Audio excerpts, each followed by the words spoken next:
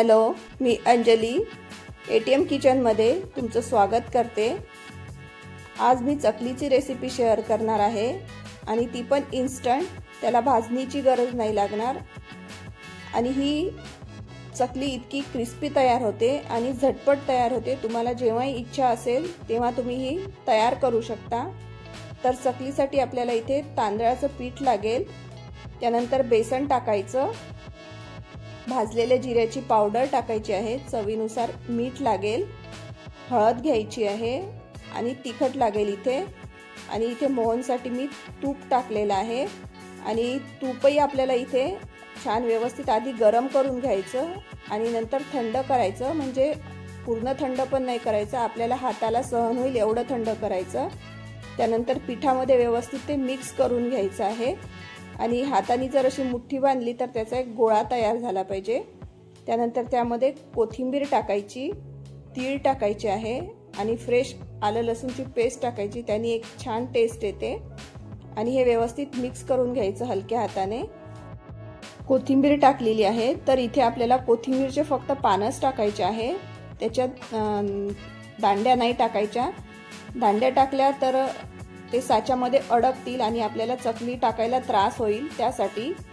आणि हे व्यवस्थित मिक्स झाल्यानंतर इथे आपल्याला थंड पाणी नाही वापरायचं, गरम पाण्याचा उपयोग करायचा आहे। गरमही म्हणजे आपल्याला हाताला जेवढं सहन होईल एवढं गरम पाणी आपण यासाठी वापरत आहे की कधी कधी आपण मोहन टाकल्यानंतर थंड पाण्याने जर पीठ मळलं तर त्यामध्ये अशा गुठळ्या तयार होतात, तर त्या तयार नाही झाल्या पाहिजे आणि आपलं जे मोहन आहे ते पिठामध्ये व्यवस्थित मिक्स झालं पाहिजे, यासाठी आपण इथे कोमट पाण्याचा इथे वापर करणार आहे। आणि इथे आपल्याला एकदम मीडियम सॉफ्ट आपल्याला इथे पीठ मळून घ्यायचं आहे आणि त्यानंतर 5 ते 10 मिनिटं ते रेस्ट व्हायसाठी आपल्याला ठेवायचं आहे। रेस्ट झाल्यानंतर तुम्हाला इथे मळलेलं पीठ थोडंसं घट्ट वाटत असेल तर तुम्ही कोमट पाण्याचा हात लावून त्याला परत मळून घेऊ शकता।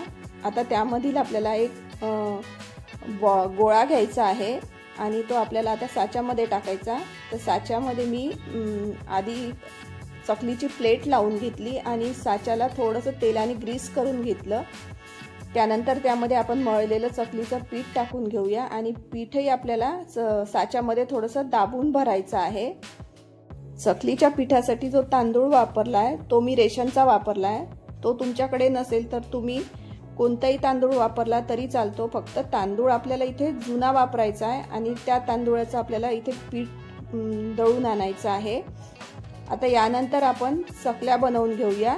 त्यासाठी मी एका ताटामध्ये पेपर ठेवला आणि त्यावर आपल्याला चकली टाकून घ्यायची आहे। पेपर यासाठी ठेवला की चकली कढईमध्ये टाकायला आपल्याला सोपी जाते आणि चकली टाकल्यानंतर चकलीचं जे शेवटचं टोक राहतं ते आपल्या पूर्ण चकलीवर टाकून घ्यायचं आहे, त्यामुळे आपली चकली तुटणारही नाही आणि तेलामध्ये टाकली तर त्याचा आकारही व्यवस्थित तसाच राहील। यासाठी आता याच पद्धतीने मी सर्व चकल्या टाकून घेते आणि त्यानंतर आपल्याला गॅसवर तेल गरम करायसाठी ठेवायचं आहे आणि तेलही आपल्याला खूप कडकडीत नाही गरम करायचं। या पद्धतीने चकल्या बनवल्या तर चकल्या बनवायलाही सोपी जातात आणि झटपट आपल्या इथे चकल्या तयार होतात। इथे चकल्या व्यवस्थित तयार करून घेतल्या आहे। त्यानंतर आपण तेल गरम केलं होतं, त्यामध्ये आपल्याला चकली टाकायची आहे आणि चकलीला थोड्या वेळ तसंच राहू द्यायचं। त्यानंतर आपल्याला त्या दोन्ही साईडनी छान गोल्डन ब्राऊन आणि क्रिस्पी आपल्याला इथे तळून घ्यायचे आहे आणि हे आपल्याला मीडियम फ्लेमवरच करायचं आहे, हाय फ्लेमवर नाही करायचं। इथे चकल्या पण छान व्यवस्थित गोल्डन ब्राऊन आपल्या इथे तयार झालेल्या आहे। त्यानंतर ह्या चकल्या आपल्याला पूर्ण गार करून घ्यायच्या आहे आणि एअरटाईट डब्यामध्ये आपण ह्या स्टोअर करू शकतो। आणि ही चकली मी तुम्हाला तोडून पण दाखवणार आहे आणि या पद्धतीने तुम्ही चकल्या या दिवाळीला नक्की करून बघा, तुम्हाला नक्की आवडतील।